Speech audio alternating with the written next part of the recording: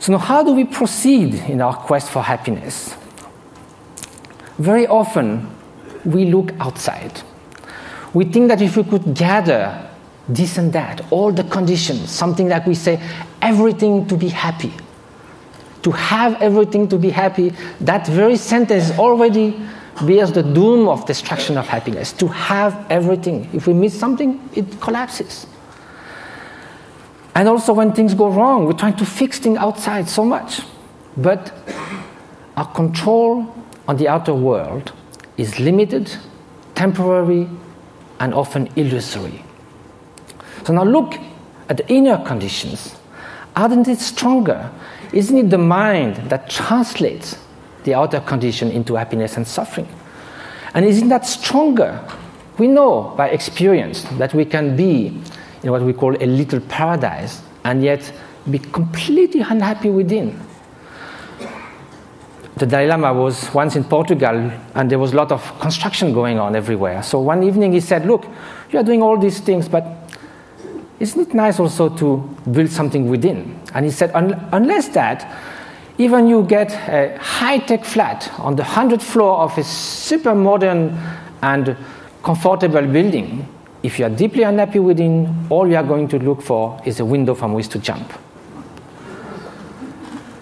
So now, at the opposite, we know a lot of people who in very difficult circumstances manage to keep serenity, inner strength, inner freedom, confidence. So now if the inner conditions are stronger, of course the outer conditions do influence. And it's wonderful to live longer, healthier, to have access to information, education, to be able to travel, to have freedom. It's highly desirable. However, this is not enough. Those are just auxiliary help, conditions. The experience that translates everything is within the mind. So then when we ask oneself how to nurture the conditions for happiness, the inner conditions, and which are those which will undermine happiness. So then this needs to have some experience. We have to know from ourselves there are certain states of mind that are conducing to this flourishing, to this well-being, what the Greek call eudaimonia, flourishing. And there are some which are adverse to this well-being. And so if we look from our own experience, anger, hatred, jealousy, arrogance, obsessive desire, strong grasping, they don't leave us in such a good state after we have experienced it. And also they are detrimental to others' happiness.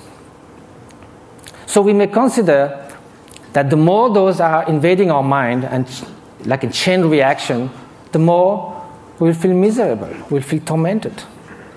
At the opposite, everyone knows deep within that an act of selfish generosity, if from the distance, without anyone knowing anything about it, we could save a child's life, make someone happy. We don't need a recognition.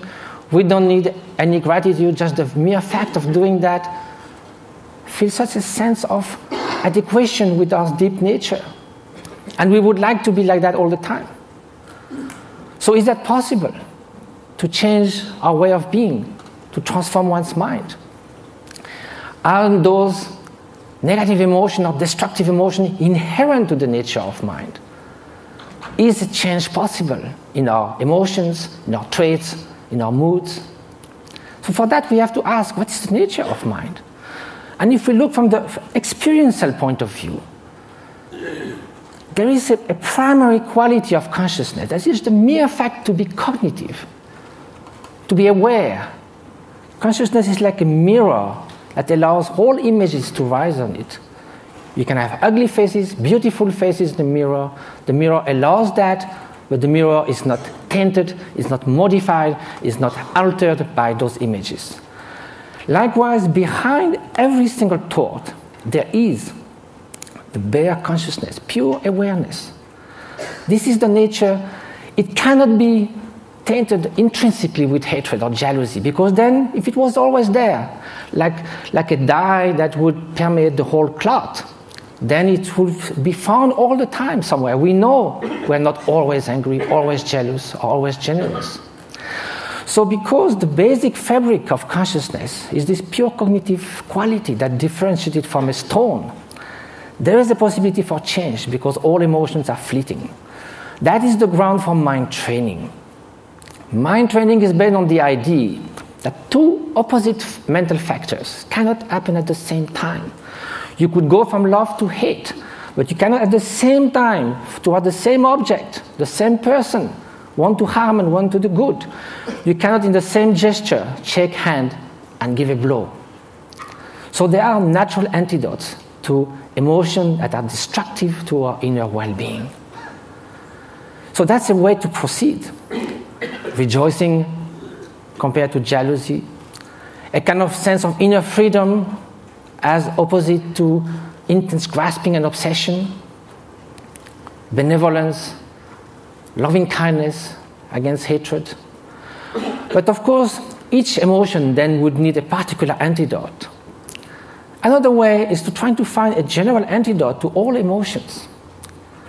And that's by looking at their very nature. Usually, when we feel annoyed, hatred, or upset with someone, or obsessed with something, the mind goes again and again to that object. Each time it goes to the object, it reinforces that obsession or that annoyance. So then it's a self-perpetuating process. So what we need to look now is, instead of looking outward, we look inward. Look at anger itself. It looks very menacing, like a billowing monsoon cloud, thunderstorm. But we think we could sit on the cloud, but if we go there, it's just mist. Likewise, if you look at the thought of anger, it will vanish like frost under the morning sun. If you do this again and again, the propensity, the